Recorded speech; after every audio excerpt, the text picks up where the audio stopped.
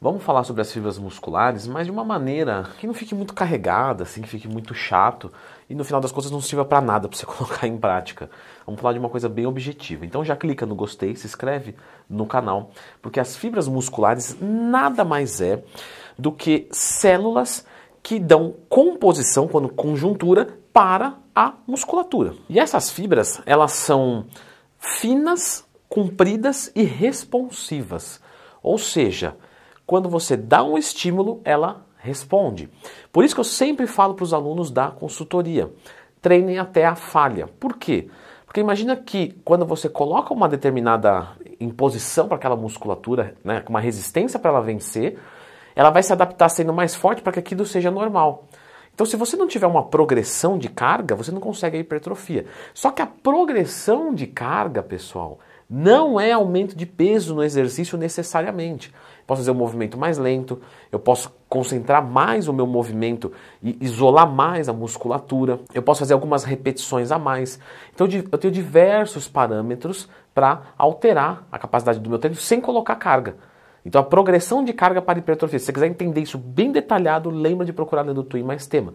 Você treinando até a falha em todo treinamento, em toda a série, você já está levando tudo no seu limite. E a célula muscular, ela consegue se expandir e contrair, né? Então ela consegue se expandir, alongar, e ela vem contraindo, né? Aí você fala, caramba, Leandrão, por que o senhor não contraiu? Muito engraçadinho você. E essa contração com sobrecarga, ela gera pequenas microlesões, e com isso o corpo olha aquela, faz uma leitura e tem uma via de sinalização, mTOR, MPK, não precisa decorar esses nomes, é só para vocês saberem, que eu sei, tipo isso, assim, só para dar uma carteiradinha, brincadeirinha. O corpo vai conseguir identificar através dessa sinalização que, vamos colocar assim, foi destruída 10 células e eu preciso reconstruir 11, porque a próxima vez que vier esse pau, essa intensidade, eu preciso aguentar. E aí você começa a entender o porquê você precisa da nutrição associada. Inclusive eu tenho um curso que ensina como montar uma dieta do zero. Tenho também um curso que ensina como montar um treino do zero. Porque você precisa de proteína, você precisa de carboidrato para ter ação de outros hormônios, de insulina, você precisa de gordura, para você conseguir fazer essa reconstrução, não só para recuperar o que você perdeu, mas para poder construir mais e ser mais forte e fazer o processo novamente. E lógico que a gente tem um monte de fibras, por exemplo, a gente tem fibra do músculo cardíaco, né? Mas eu não vou falar sobre isso, vamos falar sobre a musculatura periférica, então bíceps, tríceps, quadríceps, né? E aqui a gente pode dividir em 3 grandes grupos de fibras, tá? Então a gente tem primeiro a fibra tipo 1, que é de capacidade glicolítica, oxigenativa. E isso é porque ela é uma fibra que é mais vascularizada. E ela é tão vascularizada e tem sangue nela que ela fica mais avermelhada. E ela usa principalmente o oxigênio para conseguir aplicar força. E existe um outro tipo de fibra, certo? Que é a fibra 2B, que é uma fibra mais esbranquiçada, porque ela é menos vascularizada e ela tem mais estoque de creatina. E com isso você consegue uma velocidade mais rápida, certo? Só que ela não tem muita resistência, porque ela não é oxigenada, por isso que ela não é vermelha. Então vamos lá na prática. Fibra tipo 1 é uma fibra que você consegue lá manter ela sob tensão muito tempo. Fibra tipo 2, você não consegue manter ela sob tensão muito tempo. Só que se precisar segurar um pedregulho, vai segurar. Então ela é uma fibra de força e de curta duração, ao contrário da outra. Mas você falou que eram 3, né? Esqueceu? Não. Porque existe uma fibra no meio do caminho, então a gente tem a fibra tipo 1 e a fibra tipo 2B. E existe a 2A. A fibra 2A, ela é um pouquinho da primeira e um pouquinho da terceira.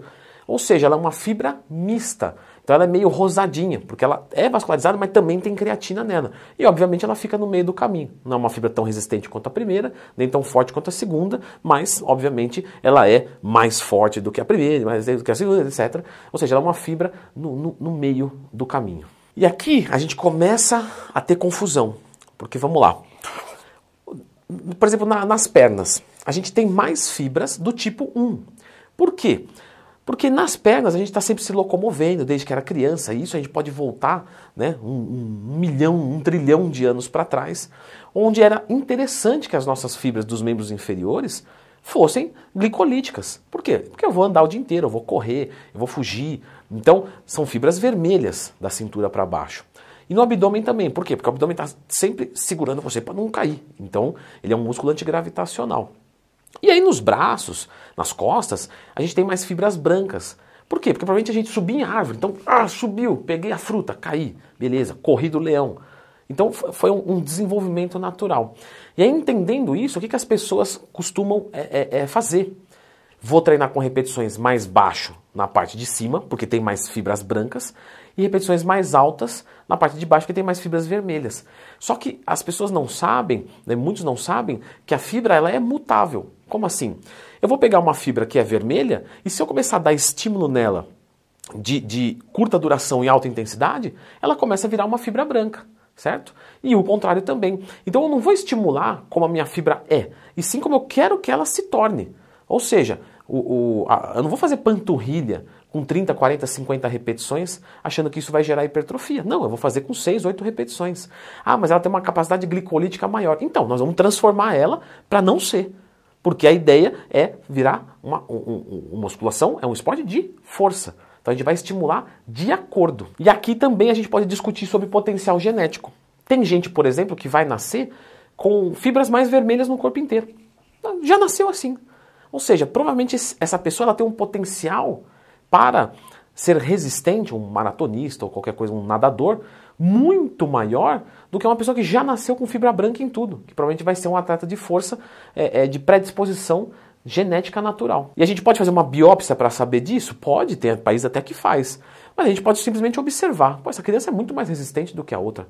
Essa criança é muito mais forte do que a outra, ninguém treinou. Então provavelmente indica um potencial genético. E aí um ponto muito importante, que você entendeu que no treino você agride, né, essa fibra, e com isso você destrói. E aqui você começa a entender também que se no treino há uma destruição, para que se tenha uma sinalização, é importante que o treino seja agressor, que seja catabólico.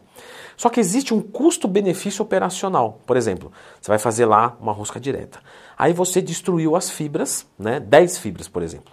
10 células, né? E aí você sinalizou emitor a MK porque tem que ter um crescimento no pós. Beleza. Só que se você fizer mais uma série, né, uma série extra, por exemplo, você tá machucando e não tem mais como sinalizar. Não existe mais como o emitor, a MPK subir, não tem mais como. Só que você destruiu mais do que necessário. E aí o que vai acontecer? Quando você recuperar, e aí você ia ter um processo de supercompensação, um processo anabólico, você simplesmente não vai conseguir porque você destruiu mais do que o necessário, então você só repôs. Ou seja, você precisa dar um estímulo não para acabar com tudo, mas para estimular. Então por isso que às vezes eu passo um treino para um aluno da consultoria e ele fala, pô, eu não aguentaria fazer mais, não estou duvidando disso, mas até aqui é interessante. E qual que é a base disso? Evidências científicas. E logicamente você também vai entender que você precisa de tempo, por isso você não vai treinar bíceps todo dia, porque senão você vai ficar só destruindo, certo? Agora, nós temos que falar aqui que, falando de fibra muscular, existe uma hipertrofia sarcoplasmática, sarco é músculo, plasmático é de água, certo? Uma hipertrofia mais aguada, e existe uma hipertrofia miofibrilar, miomúsculo também, fibrila fibra. Ou seja, uma hipertrofia mais da fibra e não do enchimento dela. E é importante que você domine esses tipos para você explorar os dois, porque a sarcoplasmática dá mais volume e a fibrilar dá mais densidade, mais maturidade. Então eu vou deixar a indicação deste vídeo aqui para você estudar um pouquinho mais.